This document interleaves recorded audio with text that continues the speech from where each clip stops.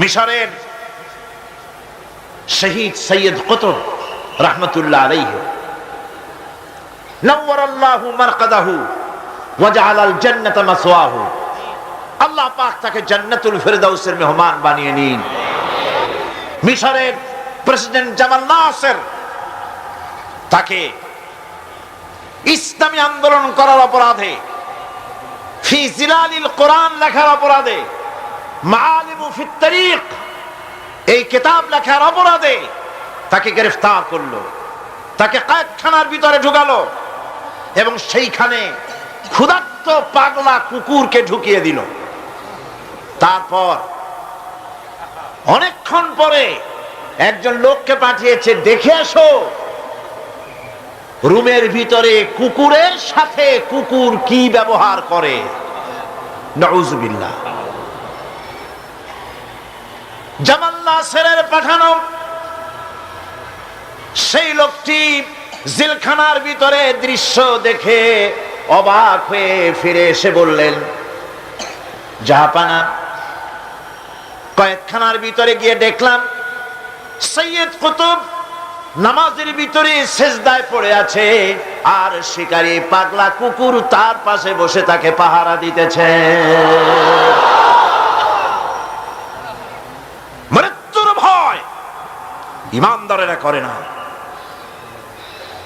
তাকে বলা হয়েছিল ক্ষমা চাওয়ার জন্য, তিনি বলেছেন মাজলুমকে ক্ষমা চাইতে হবে জালেমের কাছে, এর থেকে ফাঁসি গ্রহণ করে শাহাদাতের দরজা নিয়ে হাসি মুখে আমি আমার মনিবের দরবারে খাড়া হতে চাই। এটাই হলো ঈমান। আর জামাল নাসেরকে আল্লাহ পাক ইন্তেকাম নিলেন, দুনিয়া থেকে বিদায় করে দিলেন। তুরস্কের প্রেসিডেন্ট যাকে ভাগ্য বিধাতা বলা হয়, আতাতুর্ক বলা হয়, কামাল পাশা আল্লাহর ইসলামের সঙ্গে বেয়াদবি করেছে, আরবি ভাষা শিক্ষা করা হারাম ঘোষণা করেছিল, হিজাব পরা মেয়েদের জন্য হারাম ঘোষণা করেছিল, শাদী শোদা মেয়েদেরকে বিবাহ দেওয়া জায়েজ করেছিল। নাউযুবিল্লাহ। এই কামাল পাশার ঘুম ভেঙে গেল সকালবেলায় কিসের এক আওয়াজে। সে বলল, কিসের আওয়াজে আমার ঘুম ভাঙলো? বলা হলো মুয়াজ্জিনের আজান। মুয়াজ্জিন চিল্লাইলো কেন? ধরেন মুয়াজ্জিন আনা হলো। তারপরে জিজ্ঞাসা, এই বেটা চিল্লাইছিস কেন? সে বলল, আমি তো চিল্লাই নাই, আমি আজান দিছি। কেন আজান দিলি? আমার ঘুম ভাঙলো কেন? তাকে আনা হলো এবং তাকে অর্ডার করা হলো। বলা হলো, কামাল পাশা বলল, আমার সামনে তাকে জবাহ করো, তার সমস্ত শরীরটাকে তরবারি দিয়া টুকরা টুকরা করে দাও। আমার ঘুম ভাঙালো কেন? আল্লাহ রাব্বুল আলামিন কামাল পাশাকে দুনিয়া থেকে বিদায় করে দিয়েছেন। না বেঁচে আছে আজও? ইরানের রেজা শাহ পাহলভী মুসলমানদের পর অত্যাচার করেছে। ২৫০০ বছরের রাজতন্ত্রের প্রতিভূ অত্যাচার করেছে মুসলমানদের পরে। মুসলমানের দেশে রাস্তায় রাস্তায় শুকর জবাহ হতো। ওলামাদের সম্পর্কে বাসের কন্ডাক্টররা পর্যন্ত এই পর্যায়ে চলে এসেছিল যে আমরা বেশ্যা এবং আলেম এদেরকে আমরা বাসে চড়াবো না। এভাবে করে ওলামাদেরকে ঘৃণা করা হলো, মহিলাদেরকে বেইজ্জত করা হলো, বেপর্দা করা হলো। আল্লাহ পাক অ্যাকশন নিলেন, নেন নাই? জোরে কর, নিয়েছেন কিনা? ইরানে বিপ্লব শুরু হলো। এই বিপ্লবে মহিলারাও নামলেন, তারাও বিপ্লবে শরীক হলেন। এরপরে রেজা শাহ পাহলভী পলাবার জায়গা পায় নাই, আমেরিকা গিয়া পালালো। আমেরিকা তাকে জায়গা দিল না, পানামায় আসলো, পানামা জায়গা দিল না। কায়রোতে আসলো, কায়রোর একটি হোটেলে জীবনের শেষ দিনগুলি সেখানে কাটলো। এতিমের মতো, ভিক্ষুকের মতো দুনিয়া থেকে আল্লাহ জিল্লাতির সাথে বিদায় করে দিলেন। সেই আল্লাহ আছেন কি নাই? জোরে বলেন, আছেন কি নাই? ইসলামের সাথে এই শত্রুতা নতুন কিছু নয়, বহুত পুরানা। সাথে যা কর রহা হ্যায় अज़ल से ताइम रोज सतीजा कर रहा है, अज़ल से ताइम रोज चरागे मुस्तफा भी से शरारे बुलाबिस। সেই আবহমান কাল থেকে ইসলামের বিরুদ্ধে এই ষড়যন্ত্র চলে আসছে। আবু জাহেলের গোষ্ঠীরা চেয়েছে চিরকাল মুহাম্মদ সাল্লাল্লাহু আলাইহি ওয়াসাল্লামের তাওহীদের চারাককে, নবুয়তের চারাককে নির্বাপিত করে দেওয়ার জন্য, কিন্তু তারা নিবাইতে পারে নাই। কারণ ইসলাম আল্লাহ পাকের কার? সকলে বলেন কার? আল্লাহ রাব্বুল আলামিন বলেন ইউরিদুনা লিইউতফিউ নূরাল্লাহি বিআফওয়াহিহিম ওয়াল্লাহু মুতিম্মু নূরিহি ওয়ালাউ কারিহাল কাফিরুন। ওরা চায় মুখের ফু দিয়ে আমার আলোকে নির্বাপিত করে দেবে। আল্লাহ পাক বলেন আমি আমার আলোকে পূর্ণতা দান করব, তাতে কাফির বেঈমানদের মনের মধ্যে যত জ্বালা যন্ত্রণা হোক না কেন, ওদের মনে যত কষ্ট হোক, আমার দ্বীনের আলোকেও নির্বাপিত করতে পারবে না। আবু জাহেল চেয়েছিল মক্কায় রাসূল করিম সাল্লাল্লাহু আলাইহি ওয়াসাল্লামকে শেষ করে দিবেন, কিন্তু পেরেছে কি? পারে না। আবু জাহেলের গোষ্ঠী শেষ হয়েছে, কিন্তু রাসূল করিম সাল্লাল্লাহু আলাইহি ওয়াসাল্লামের আওয়াজ বিশ্বময় চালু আছে। ওয়ারাফানা লাকা যিকরাক, আল্লাহ পাক বলেছেন আমি আপনার প্রশংসার দিগন্তকে বিশ্বময় ছড়িয়ে দেব। সুবহানাল্লাহ ওয়া বিহামদিহি। আজ লন্ডনে, আমেরিকায় আযান হয় মসজিদে। সেই আযান আগে হতো মসজিদের ভেতরে, আর খ্রিস্টানদের গির্জার ঘন্টা বাজতো মসজিদের বাইরে। মুসলমানেরা কেস করলো কোর্টে, একই ধর্মীয় কারণে খ্রিস্টানরা গির্জার বাইরে ঘন্টা পিটায়, আর আমাদের একই ধর্ম, আমরাও মানুষকে আহ্বান জানাই আযানের মাধ্যমে, সেটা মসজিদের মধ্যে দিতে দেওয়া হয়। এই আইনের আমরা প্রতিবাদ করছি। 3 বছর কেস চলল। 3 বছর কেস চলার পর ইংল্যান্ডে এখন মসজিদগুলিতে হর্ন বাইরে দিয়ে আযান শুরু হয়ে গেছে। লন্ডনের বুকে মসজিদের আযান মাইকে যখন ছড়িয়ে পড়লো, আমার মনে পড়লো তখন বিশ্বকবি, কবি সম্রাট আল্লামা ইকবাল রহমতুল্লাহ আলাইহির কথা। তিনি কি সুন্দর করি না বলেছেন, মাগরিব কি ওয়াদিও মে গूंजी अज़ा हमारे, मगरिब की वादियों में गूंजी अज़ा हमारी, थमथा न था किसी से सैर रवा हमारा। প্রচ্ছ এবং প্রতীচ্যে, পাহাড়ে পর্বতে, ইথারে সমুদ্রে, সর্বত্র রণিত অনুরণিত হবে, ধ্বনিত প্রতিধ্বনিত হবে বিশ্বময় লা ইলাহা ইল্লাল্লাহু মুহাম্মাদুর রাসূলুল্লাহ। এটাকে ঠেকাবার ক্ষমতা কারো নাই। আজ যদি দুনিয়া বাঁচতে চায়, আমরা কি বাঁচতে চাই? বলেন আমরা কি বাঁচতে চাই? তাহলে আমরা যদি বাঁচতে চাই, সম্মান নিয়ে যদি বাঁচতে চাই, আল্লাহর নবী বলেছেন ইয়া আইয়ুহান নাস কুলু লা ইলাহা ইল্লাল্লাহ তুফলিহু। বাঁচার একটাই পথ, সমাজতন্ত্র নাকি পুঁজিবাদ, ধর্মনিরপেক্ষ মতবাদ? বাঁচার পথ কি? ইসলাম, শুধুমাত্র ইসলাম, একমাত্র ইসলাম। বাঁচার আর কোন পথ। সুতরাং সেই বাঁচার পথ আমাদের হাতে ফিরে আসতে পারে। কিভাবে পারে? আমরা আল্লাহর কাছে চাইবো, আল্লাহ এমনি দিয়ে দিবেন? বলেন দিবেন? না, কোশিশ করতে হবে, চেষ্টা করতে হবে, সাধনা করতে হবে, জিহাদ করতে হবে, রক্ত দিতে হবে। সাহাবায়ে কেরাম রক্ত দিয়েছেন। রাসূল করিম সাল্লাল্লাহু আলাইহি ওয়াসাল্লাম তার দান্দান মোবারক শহীদ হয়েছে, হয় নাই? রাসূল করিম সাল্লাল্লাহু আলাইহি ওয়াসাল্লাম জীবন, তার দাঁত শহীদ হয়েছে, তায়েফে রক্ত দিয়েছেন, সাহাবায়ে কেরাম জীবন দিয়েছেন। এত কিছু করার পর তারপর ইসলাম প্রতিষ্ঠিত হয়েছে। এত সহজে ইসলাম আসে না। সুতরাং বাংলাদেশেও যদি আমরা আল্লাহর দ্বীন কায়েম করতে চাই, রক্ত দিতে হবে, জীবন দিতে হবে, ফাঁসির মঞ্চে চড়তে হবে, জেলখানায় যেতে হবে, জীবন দিতে হবে। প্রস্তুত আছেন?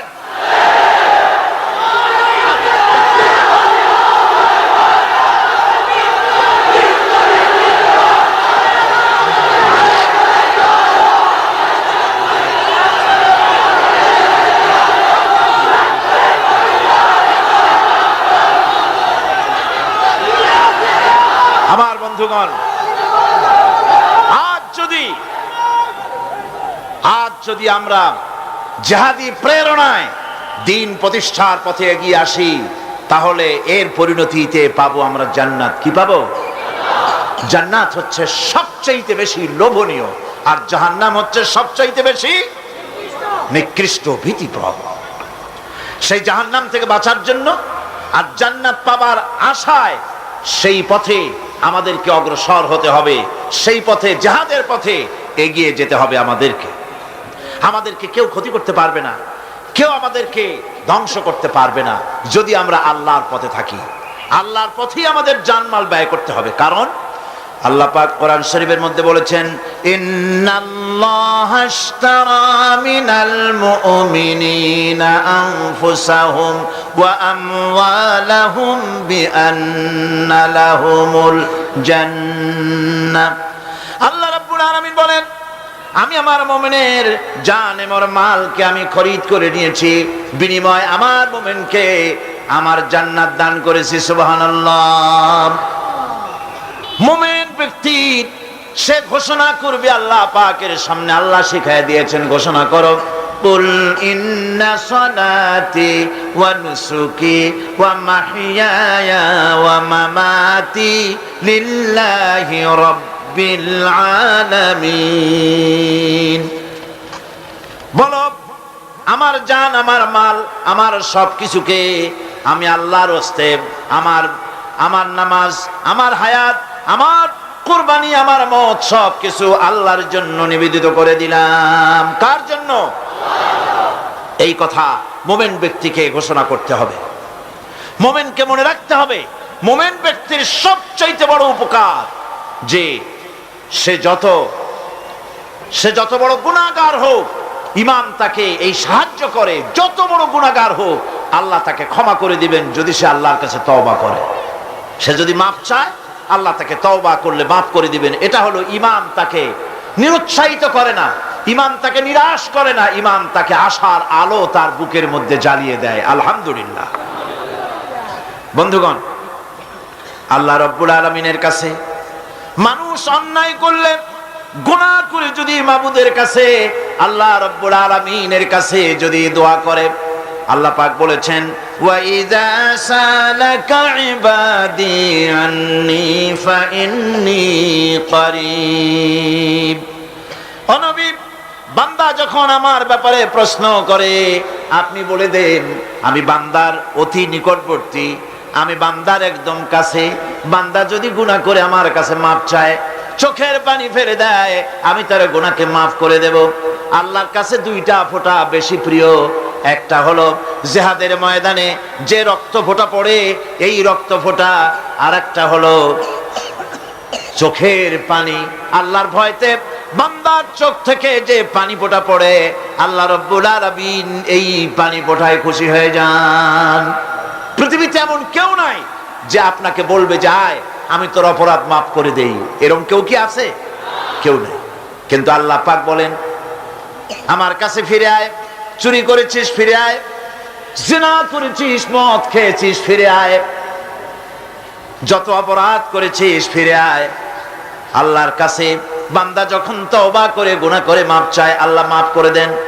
শুধু মাফ করেন না, শুধু মাফ করেন না, তার সাইয়্যাত গুলি আল্লাহ রাব্বুল আলামিন হাসানাত দিয়ে বদলায় দেন। আলহামদুলিল্লাহ। সে যে গুনাহ করেছিল, সেই গুনাহগুলি হাসানাত দিয়ে বদলায় দেন। তিনি এমন এক মহান সত্তা, যার কাছে চাইলেই তিনি খুশি হন। হর হমেশা দেনে কো वो तैयार है, हर हमेशा देने को वो तैयार है, जो ना मांगे उससे वो बेजार है। যে চায় আল্লাহ তারে বেশি করে দেন, যে চায় না আল্লাহ পাক তার প্রতি নারাজ হয়ে যান। সুতরাং চাওয়াটাই বেশি জরুরি। রাতের আধারে তাহাজ্জুদের নামাজ পড়ে মানুষ যখন কান্দে, মুসলিম শরীফের হাদিসে এসেছে প্রতি রাত্রে আল্লাহ রাব্বুল আলামিন শেষ আকাশে সেখান থেকে মানুষকে ডাকেন, ও আমার বান্দারা আমার কাছে চাও, কে অপরাধ করেছো, গুনাহ করেছো।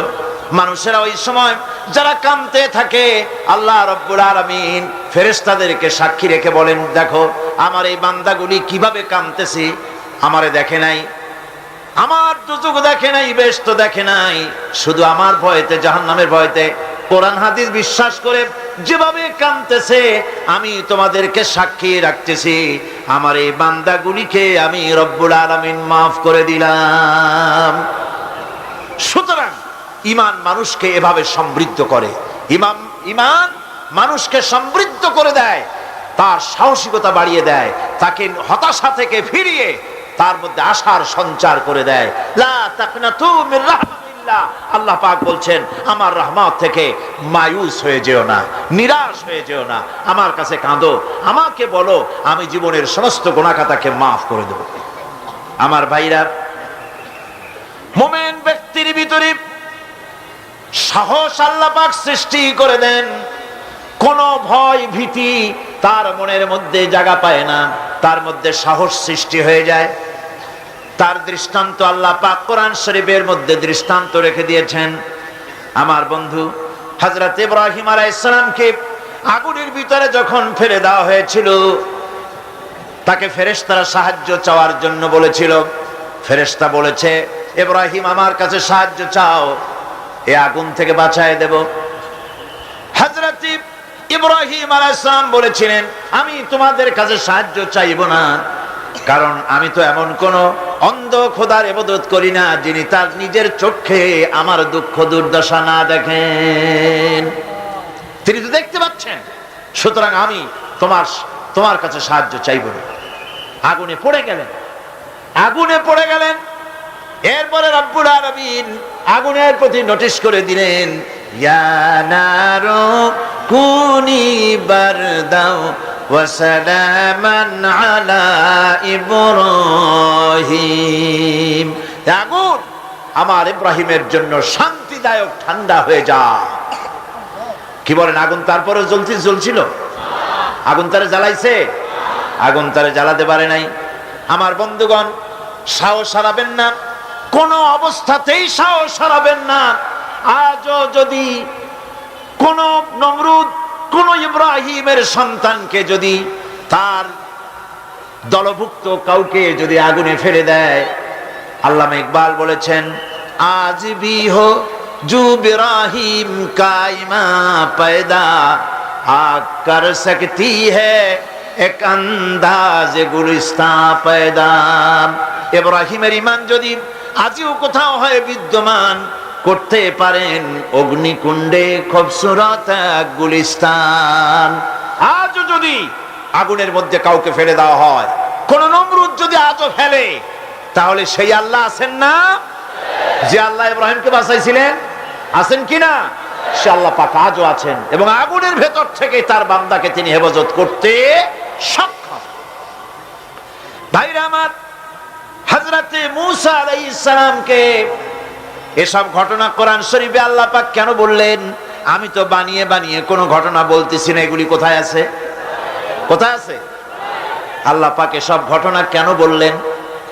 এই জন্য বলেছেন, ফেরাউন এক যুগে সেই বিদায় হবে তা না, নমরুদ এক যুগে সেই বিদায় হবে তা না, আবু জাহেল এক যুগে সেই বিদায় হবে তা না। আবু জাহেল, নমরুদ, ফেরাউন আসবে না, কিন্তু তাদের নাতি নাতনিরা তো আসবেই। যেন তোমরা ভয় পেও না। আল্লাহ রাব্বুল আলামিন কোরআনে কারীমের মধ্যে পরিষ্কার করে বলে দিয়েছেন, এসব ঘটনা শোনায়েছেন ইবরতের জন্য। কিসের জন্য বলেন? ইবরতের জন্য। আমরা তো ইবরত বুঝি না, আমরা উপদেশ বুঝি না, শুধু ফুর্তি করি। জগা জি লাগানে কে লিয়ে ये दुनिया नहीं है, जगह जी लगाने के लिए ये दुनिया नहीं है, ये इबरत की जा है तमाशा नहीं है। এই পৃথিবী তো খেল তামাশা করার জায়গা না, এই পৃথিবী তাস খেলা জুয়া খেলার জায়গা না, এটা উপদেশ গ্রহণ করার জায়গা। উপদেশ দেখো, শেখো, উপদেশ গ্রহণ করো। হযরতে মুসা আলাইহিস সালামের কথা আল্লাহ শুনাইলেন। এই কোরআন শরীফের ভিতরে এক জায়গায় দুই জায়গায় নয়, অসংখ্য জায়গায় মুসা আলাইহিস সালামের কথা আল্লাহ বলেছেন, ঠিক কিনা? ইব্রাহিম আলাইহিস সালামের কথা বলেছেন, ঠিক কিনা? মুসা আলাইহিস সালামের কথা আল্লাহ পাক শুনাই দিলেন। ফেরাউন তার পিছনে লেগে গেল। মুসা আলাইহিস সালামের অপরাধটা কি?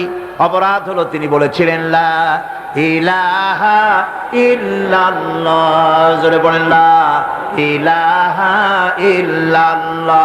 আরো জোরে লা ইলাহা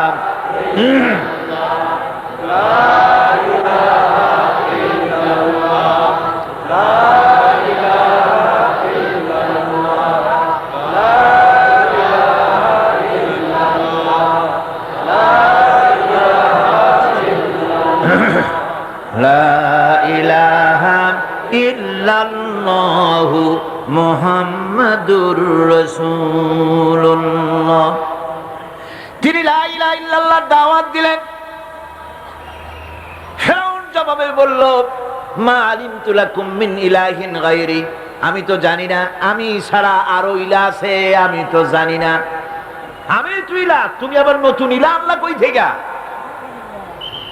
আবার যদি আমার সামনে নতুন কোন ইলাহের সন্ধান দাও, যদি দাওয়াত দাও, লা আজআলান্নাকা মিনাল মাসজুনিন, কারারুদ্ধ করে রাখবো, জেলখানায় ঢুকাবো। মুসা আলাইহিস সালাম বললেন, ফিরআউন রে, কারে তুমি ভয় দেখাও জেলখানার?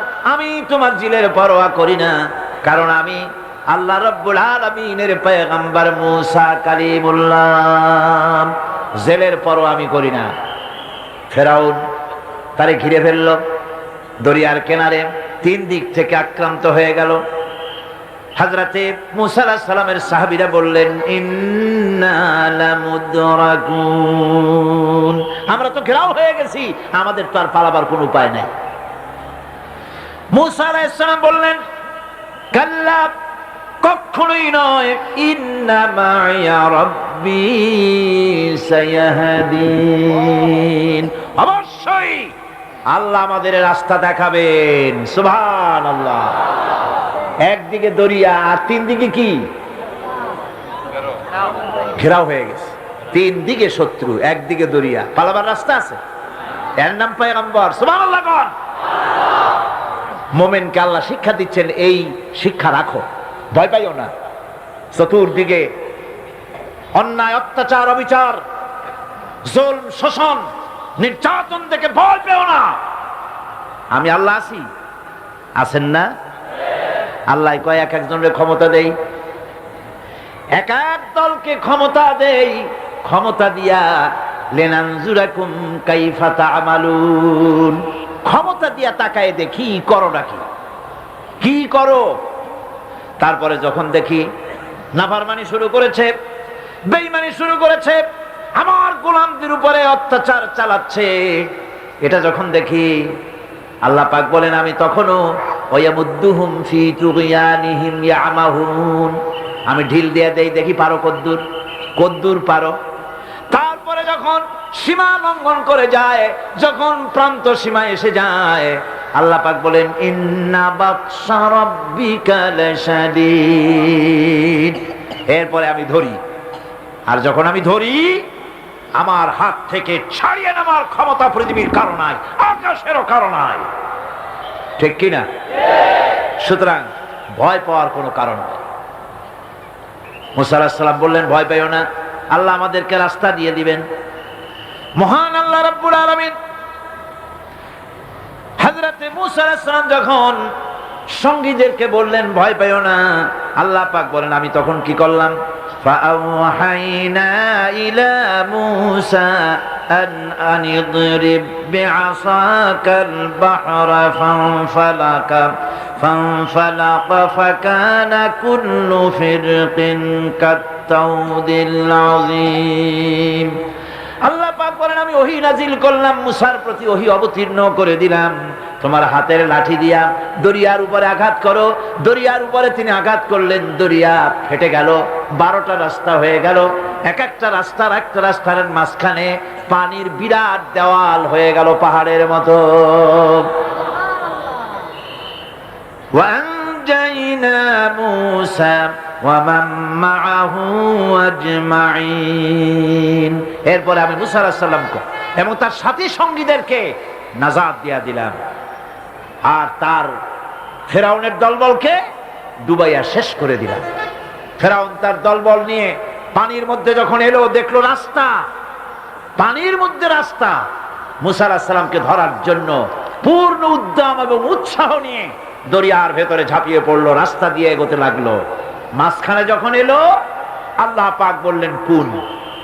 আল্লাহর তো সুইচ টেপা লাগে না, কি কর, নৌবাহিনী তো ডাকা লাগে না, সেনাবাহিনী কোথায় আছে খোঁজ নেওয়া লাগে না।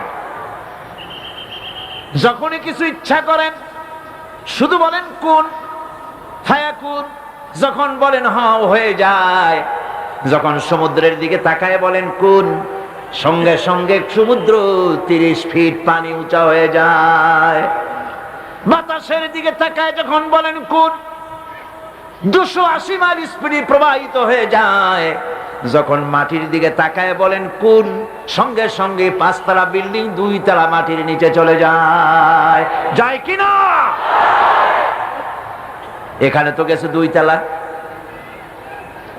টার্কিতে, ইরানে, আমেরিকা, মেক্সিকোতে, পৃথিবীর বিভিন্ন ভূমিকম্পের জোন যেগুলি আছে, এরিয়া আছে, এ সমস্ত বিশাল বিশাল বিল্ডিং গুলি ধুলার মতো করে আল্লাহ রব্বুল আলামিন কালইহনিল মানফুস, বাতাসের মতো করে, তুলার মতো করে উড়ায় দেন। সুবহানাল্লাহ। ভূমিকম্প আমার নিজের চোখে দেখছি। ভূমিকম্প হয় কেমনে? চোখে দেখছি মানে ভূমিকম্পের জায়গায় দাঁড়ায় দেখলে তো আমি এখানে আসতেই পারতাম না। ক্যালিফোর্নিয়া, লস অ্যাঞ্জেলেস, ভূমিকম্পের পরের বছর আমার সেখানে দাওয়াত ছিল। ছবির ভিতরে আমাকে ভূমিকম্পের দৃশ্য দেখানো হলো। ওরা স্যাটেলাইট থেকে ভূমিকম্প চলাকালীন সময় ছবি তুলেছে। আমার দেশের রাস্তা হচ্ছে 1 তলা রাস্তা, আর আমেরিকা, ইংল্যান্ডে রাস্তা 5 তলা 6 তলা। টোকিও থেকে গত বছর টোকিও সফর করলাম, জাপানে 5-6 তলা ট্রেন লাইন আছে মাটির তলায়, ইঁদুর ফেল। সেই লস অ্যাঞ্জেলেসে ভূমিকম্প হল। 5 তলা 6 তলা বিল্ডিং গুলি কাতাইয়ে সিজিল্লিল কুতুব, কিতাবের পাতার মতো একটার পর একটা ঠাস ঠাস করে পড়েছে। মেয়ে লোকেরা যেমন ডিম মামলেট করে, এই রকমের গাড়ি গাড়ি শুদ্ধা রাস্তাগুলির পেঁচাইয়া মামলেট বানায় দিয়েছে। আমি ছবির ভিতরে দেখছি বিশাল স্ক্রিন, আমার পেছনে যে পর্দা আছে এর থেকে বড় স্ক্রিন, অন্তত 10,000 লোক একসঙ্গে বসে দেখার সুযোগ আছে সেখানে। সব খ্রিস্টান, ইহুদি, 200 জন মুসলমান। আমি স্থান কাল পাত্র সব ভুলে গেছি। আমি দেখতে পেলাম মাটি সমুদ্রের ভিতরে যেমন তুফান হয়, মাটিতে ওই রকম তুফান হচ্ছে, আর বিল্ডিং গুলি ভেঙে যাচ্ছে, সমস্ত ব্রিজ গুলি ভেঙে যাচ্ছে। আমি আল্লাহু আকবার বলে চিৎকার মেরে উঠলাম। সুবহান, কি বিশাল ক্ষমতার মালিক তিনি! শুধু বলেন কোন, সাথে সাথে হয়ে যায়। সুবহানাল্লাহ। সামান্য 3 দিনের মাতবাড়ি, একটু মন্ত্রী, হায় হায়, অহংকারের ঠেলায় অস্থির। মানুষ চেনে না, শক্তি, শৌর্য, বীর্য মনে করে সব আমার, কিন্তু কিছুই তোমার না। সময় যখন আসবে দেখবা তোমার কেউ না। টেলিফোনের কাছে হাত দেবা, তারও সময় পাওয়া যাবে না, তার আগেই কাম সারা। দেখেন না আমাদের দেশে পুলিশের অবস্থা দেখেন। পুলিশেরা এরা মন্ত্রী যখন আসে খুব ফিটফাট হয়ে মন্ত্রীকে সেলুট মারে, হাত দিয়ে একটা মারে, পাও দিয়ে আর একটা মারে। আমি চিন্তা করছি যে এটার হাকিকতটা কি, বিষয়টা কি? এই যে 2টা সেলুট, হাত দিয়ে একটা, পাও দিয়ে একটা, কারণটা কি? হাত দিয়ে তো বুঝলাম যে সত্যি এরা হাত দিয়া ব্রিটিশ প্যাটার্নে সেলুট মেরেছে, কিন্তু পাও দিয়া পরে চিন্তা করলাম আসলে ঠিকই আছে। তার মানে হলো এর হাকিকত হচ্ছে, যতদিন মন্ত্রী সাহেব এই সরকারের আইন মেনে, এই সংবিধান মেনে বাংলাদেশের স্বাধীনতা, স্বাধীন অস্তিত্ব, সার্বভৌমত্বকে মর্যাদা দিয়া যতদিন চলবেন এরকম মারব। আর যখন বেকায়দা করবেন, হাত দিয়া না, নিচেরটা দিয়া মারব। কথা ঠিক কিনা কন? আজ যে পুলিশ, বিএনপি, জামাত ইসলামী যেখানে পায় মিছিলে পাইলে সমানে ঠেঙ্গায়, এই পুলিশের আবার আওয়ামী লীগ যেখানে পাবে, ক্ষমতায় না থাকলে সেখানেই পিটাবে। কথা ঠিক কিনা? এগুলি মনে রাখতে হবে, এগুলি ইতিহাস, এগুলি ইতিহাস। আমি কি বাড়াই বলছি না ঠিক বললাম? এই পুলিশরাই, দেখে রেখেন, এরাই আজকের যে স্বরাষ্ট্রমন্ত্রী, কালকে দেখবেন পিটানের ঠেলায় ক্ষমতায় যদি না থাকে হসপিটালে শুয়ে আছে। এগুলি তো আমরা পত্রিকায় দেখি, ছবি শুদ্ধ দেখি। কথা ঠিক কিনা? এগুলি আমি বললাম কেন? এই জন্য বললাম, ইতিহাস ভুলে যাওয়া উচিত না, ক্ষমতার দম্বে পাগল হয়ে যাওয়া উচিত না। আল্লাহ পাক বলেছেন, লিনানজুরাকুম কাইফা তা'মালুন, ক্ষমতা দিয়ে আমি দেখি আমলটা কি করো, তোমার আমলটা কি হয়, কি ধরনের ব্যবহার করো জাতির সাথে, মানুষের সাথে। ক্ষমতার দম্বে পাগল হয়ে যেও না। ওই যে পণ্ডিত জওয়াহরলাল নেহেরু, সেই যে পাগলা হসপিটালে গেছিল, মেন্টাল হসপিটাল, মাথায় সুন্দর টুপি, গায়ে শেরওয়ানি, চোস্ত পাজামা, হাতে ছড়ি, ইসলামী ড্রেস। অমুসলমানদের কাছে মজা লাগে, কিন্তু দুর্ভাগ্যজনক আমার দেশের মুসলমানদের মজা লাগে না। এদের মজা লাগে অন্যদেরটা অনুসরণ করতে, নিজেরটা ভালো লাগে না। সুন্দর টুপি, সারা জীবন নেহেরু শেরওয়ানি, পাজামা, টুপি ব্যবহার করেছেন, ঠিক কিনা? এই পোশাক কার? নেহরুর বাপের? মুসলমান। আজ মুসলমানদের এই ড্রেসকে বাংলাদেশের টেলিভিশনে অমর্যাদা করা হচ্ছে। আমি পার্লামেন্টে যখন এই কথা বললাম যে বাংলাদেশের টেলিভিশন মুসলমানদের দাড়ি আর টুপি নিয়ে উপহাস করে, আমার পাশের থেকে একজন ট্রেজারি বেঞ্চ থেকে বলল, আপনি মিথ্যা বলছেন, আল্লাহর গজব হবে আপনার উপরে। আমি বললাম, ওয়েট এন্ড সি, গজব কার উপরে হয় আমরা দেখি, অপেক্ষা করি। ভিলেন পার্টে যে অভিনয় করে টিভিতে, নাটকে, সিনেমায়, একটা খারাপ চেয়ারম্যান, একটা খারাপ লোক অভিনয় করার জন্য যাকে আনা হয়, তার মাথায় একটা টুপি থাকে কিনা? টেলিভিশনে থাকে কিনা? লম্বা একটা জামা থাকে কিনা? মুখে দাড়ি থাকে কিনা? কাঁধে একটা রুমাল থাকে কিনা? এবার আমি প্রশ্ন করি, মুসলমানদের মাথার টুপি কি জামাত ইসলামী? মুসলমানদের দাড়ি আর লম্বা জামা কি শিবিরে? এই দাড়ি আর টুপি বিশ্বনবী মুহাম্মদ রাসূলুল্লাহ সাল্লাল্লাহু আলাইহি ওয়াসাল্লামের। সুতরাং 12 কোটি মানুষের, 12 কোটি তাওহীদি জনতার, 12 কোটি তাওহীদি জনতার রেভিনিউ নিয়ে, তাদের ট্যাক্স নিয়ে রাসূলুল্লাহর সুন্নতের সাথে যারা বেয়াদবি করে, আল্লাহ রাব্বুল আলামিন অবশ্যই আযাব এবং গজবে তাদেরকে নিবেদিত করবেন।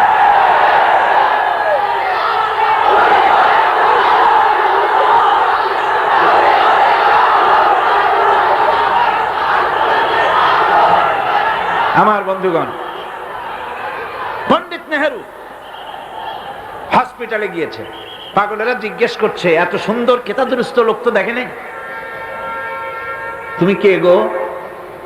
উনি বললেন, আমারে ঠিক পাও নাই, আমি ভারতের প্রধানমন্ত্রী পণ্ডিত জওয়াহরলাল নেহেরু।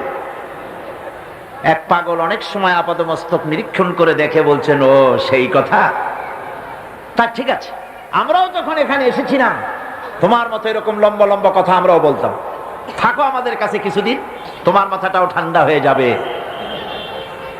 সুতরাং দুনিয়ার এই রঙ্গমঞ্চে এসে যারাই স্বৈরাচার হয়েছে, মানুষের উপর নির্যাতন করেছে, নিজের মন গড়া আইন কানুনকে চাপায় রাখবার চেষ্টা করেছে, নিজের ক্ষমতাকে দীর্ঘস্থায়ী করার জন্য দলীয়করণ, আত্মীয়করণের নিকৃষ্টতম উদাহরণ সৃষ্টি করেছে। আল্লাহ রাব্বুল আলামিন গজব দিয়ে তাদেরকে বিদায় করেছে। সুতরাং এই পৃথিবীর রঙ্গমঞ্চ, এইখানে আল্লাহ পাক কোন জালিমকে বরদাস্ত করেন নাই, ঠিক কিনা কন? আল্লাহ রাব্বুল আলামিন তাই ঈমানে সমৃদ্ধ লোকদেরকে রব্বুল আলামিন তাদেরকে শুনান, ভয় পায় না। এ ধরনের জুলুম করেছিল ফেরাউন, ডুবাই দিছি তারে। জুলুম করেছিল নমরুদ, নমরুদকে মারার জন্য কোন জেনারেল লাগাই নাই, একটা খোড়া কর্নেল দিয়েই শেষ করে দিছি। দিছে কিনা? একটা ঠ্যাং ভাঙ্গা মশাই শেষ করছে না? একটা ঠ্যাং ভাঙ্গা মশাই শেষ করে দিল। আবু জাহেলের গোষ্ঠী শেষ হয়ে গেল, জামাল নাসের গেল, মোস্তফা কামাল পাশা গেল, রেজা শাহ পাহলভী গেল। তাদের প্রেতাত্মা যারাই দুনিয়ায় যেই মঞ্চে আসলো আল্লাহ বিদায় করে দিলেন। কিন্তু এমনই দুর্দশা, যে যায় লঙ্কা সেই আর মানুষ হালে ফেরে না। যাওয়ার আগে খুব দোয়া করে, আল্লাহ আর একটা বার, কিন্তু গেলে আর উস থাকে না, ঠিক কিনা? আমার বন্ধু, ভয় পাওয়ার কারণ নাই। কোরআনে কারীম পরিষ্কার করে ঘোষণা করছেন, আল্লাহ রাব্বুল আলামিনের নবী তাকেও কাফির বেঈমানেরা দুনিয়া থেকে মিটাই দিতে চেয়েছে। হিজরতের রাতে হযরতে আবু বকর সিদ্দিক রাদিয়াল্লাহু তাআলা আনহুকে সঙ্গে করে নিয়ে নবীজি সর পাহাড়ে চলে গেলেন। ফজর হয়ে গেল। হযরত আবু বকর বলেন, হুজুর আর বাঁচার উপায় নাই, কাফেররা দেখে ফেলবে, এখনই পালাই, গুহার মধ্যে ঢুকি। এই গুহার ভিতরে সাপ থাকতে পারে, বিচ্ছু থাকতে পারে, আমি আগে ঢুকি, সাপ করি, যদি কোনো বিপদ হয় আমার উপর থেকে হয়ে যাক, আল্লাহর নবী বেঁচে থাকুন। গুহার ভিতরে নেমে নিজ হাতে সবকিছু সাফ করে হুজুরকে সেখানে তিনি ডাকলেন। নবীজি বললেন, আবু বকর বড় কষ্ট করেছি, একটু বিশ্রাম করি। হযরত আবু বকর উলুর উপরে মাথা রেখে হুজুর ঘুমায় গেলেন। রাসূল করিম সাল্লাল্লাহু আলাইহি ওয়াসাল্লাম ঘুমিয়ে আছেন। কাফেররা খুঁজতে খুঁজতে এসে গেছে। হযরত আবু বকর বলেন, হুজুর বাঁচার উপায় নাই, কাফেররা গুহার দরজা পর্যন্ত এসেছে, আমরা তো ধরা পড়ে গেলাম। হুজুর বলেন, ভয় পেও না, চিন্তা করো না, ইন্নাল্লাহা মা'ানা লা তাহজান ইন্নাল্লাহা মা'ানা। কোনো চিন্তা করো না, পেরেশান হয়ো না, আমরা মাইনরিটি নই, আমরাই মেজরিটি, কারণ আল্লাহ রাব্বুল আলামিন আমাদের সাথে আছেন। কাফেররা কিচ্ছু করতে পারলো না, আল্লাহ পাক হেফাজত করলেন, আল্লাহ তাকে মদিনায় আনলেন, আল্লাহ প্রেসিডেন্ট বানাই দিলেন। সুবহানাল্লাহ, সুবহানাল্লাহ কইতে ইচ্ছে করে না?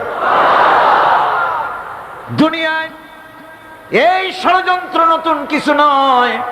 হযরতে ইউসুফ আলাইহিস সালামকে এই কোরআন সাক্ষী, কে সাক্ষী? ইউসুফ আলাইহিস সালামকে ভাইরা ষড়যন্ত্র করে কুয়ার মধ্যে ভালাই দিল, কুয়ার ভিতরে ফেলে দিল।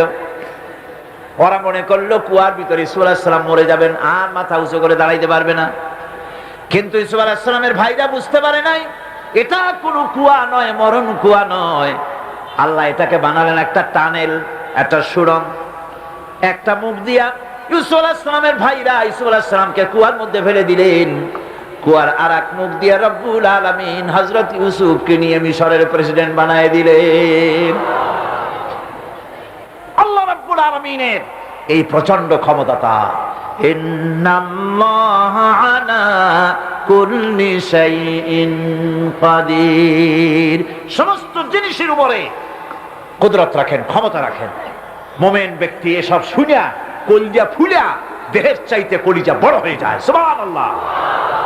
দুনিয়ার কাউকে পরোয়া করে না, পরোয়া করে কেবলমাত্র কাকে? আল্লাহ পাককে। মাথা নত পৃথিবীর কারো কাছে করে না, মাথা নত করে কার কাছে? জোরে কোন কার কাছে? কেবলমাত্র আল্লাহ রাব্বুল আলামিনের কাছে। আমার বন্ধুগণ, এরপরে মুমিন ব্যক্তির ঈমান আনার কারণে সবচেয়ে বড় ক্ষতিগুলো থেকে আল্লাহ বাঁচায় দেন।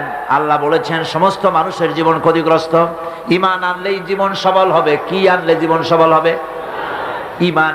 এই ঈমান আনলে পরে মানুষকে আল্লাহ রাব্বুল আলামিন মুমিন নিরহংকার বানায় দেন। মুমিন নিরহংকার হয়, মুমিন বিনয়ী হয়, মুমিন আত্মমর্যাদা সম্পন্ন হয়, মুমিন জবাবদেহিমূলক জীবন যাপন করতে সমর্থ হয়। আল্লাহর ভয় তার কলিজা থরথর করে কাঁপতে থাকে, সে কোনো বাজে কাজ করতে সাহস পায় না। ঘুষ খায় কারা? যারা ঘুষ খায় আল্লাহর ভয় অন্তরে নাই। আল্লাহর ভয়, কথা কর না কেন? আল্লাহর ভয় অন্তরে নাই। ঘুষ যখন গ্রহণ করে তখন তার মনের ধারণা পুলিশ দেখে না, গোয়েন্দা বিভাগ দেখে না, তার বস দেখে না, কেউ দেখে না। বেমালুম টাকাগুলা নিয়ে পকেটের মধ্যে থুইয়া দেয়, আর মোছে আতর মেখে তেল মেখে মুস্কি মুস্কি হাসে। অনেক টাকা পাইয়া গেছি, বউরে সোনা দিয়ে অনেক কিছু বানাই দেব, বাড়ি 5 তলা আছে 10 তলা বানাবো, গাড়ি একটা আছে আরো 2টা কিনবো। অফিসার সাহেব যদি বুঝতেন, পুলিশ দেখে না, গোয়েন্দা বিভাগ দেখে না, বস দেখতে পাচ্ছে না, কিন্তু এই জমিনের স্রষ্টা, ওই বিশাল আকাশের স্রষ্টা আল্লাহ রাব্বুল আলামিনের চোখকে আমি ভাগিয়ে দিতে পারি নাই। এই খেয়াল যদি কোন অফিসার করে, ঘুষ কি খাইতে পারে? ঘুষ নিতে পারে? পারে না। একদিকে ঘুষ খায়, আবার হজ করতেও যায়, মাশাআল্লাহ, আবার নামাজও পড়ে, কোন জায়গায় মুরিদও হয়, আবার দেখা যায় কপালে দাগও পড়ে গেছে সেজদা দিতে দিতে, আবার ঘুষও খায়। আজীব তামাশা। আল্লাহর ভয় অন্তরে থাকলে বলে জমিনের আইল ঠেলতে পারতো না, ঘুষ খেতে পারতো না, যেহেতু কোরআনে কারীম বলছে ওয়ায়ালামু মা ফিল বাররি ওয়াল বাহরি ওয়া মা তাসকুতু মিন ওয়ারাকাতিন ইল্লা ইয়ালামুহা। আল্লাহ রাব্বুল আলামিন বলেন, এই পৃথিবীর বুকে কি হয়, মাটির তলে কি হয়, পানির তলে কি হয়, কোথায় কি হয়, সব আমার জানা আছে। এমনকি কোন গাছের পাতা যদি পড়ে যায়, তাহলে পৃথিবীর কোন গাছের কোন পাতাটি পড়েছে আমি রব্বুল আলামিনের কাছে তার খবর হয়ে যায়, সব জানি। আমরা কি তা বিশ্বাস করি? না। জি তো কইলেন আন্দাজে, করি না। জি যদি বলি এটা মুখের কথা, এটা মনের কথা নয়। আমরা একদিকে বলি যে আল্লাহ দেখেন শোনেন সব বিশ্বাস করি, এ কথা যদি মনের কথা হতো, তাহলে ঘুষ খাওয়া, চুরি করা, জেনা করা, মদ খাওয়া, শয়তানি করা, বদমাশি করা, মানুষের বিরুদ্ধে আরেকজনকে লাগায় দেওয়া, প্রতারণা করা, এগুলি কি সম্ভবপর হতো? সম্ভবপর হতো। আমার বন্ধুগণ, এই জন্য আমি বলি কোরআনে কারীমের একটি আয়াত যদি আমরা অনুসরণ করি, প্রায় প্রতি বছর এই আয়াতটি আমি আপনাদেরকে শোনাই, আজও শোনাতেছি। একটি আয়াত আমাদের জন্য হেদায়েতের জন্য যথেষ্ট হয়ে যেতে পারে। রব্বুল আলামিন বলেছেন, মা ইয়াকুনু মিন নাজওয়া সালাসাতিন ইল্লা হুয়া রাবিউহুম ওয়ালা খামসাতিন ইল্লা হুয়া সাদিসুহুম ولا أدنى من ذلك ولا أكثر إلا هو معهم أينما كانوا।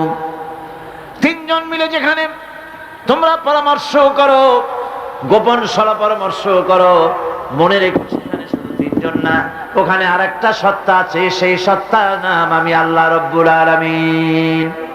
যেখানে 4 জন তোমরা, আমি সেখানে 5জন, যেখানে তোমরা 5 জন, আমি সেখানে 6ষ্ঠ। কোথায় যাবে? তুমি যেখানে, আমি আল্লাহ পাক আছি সেখানে।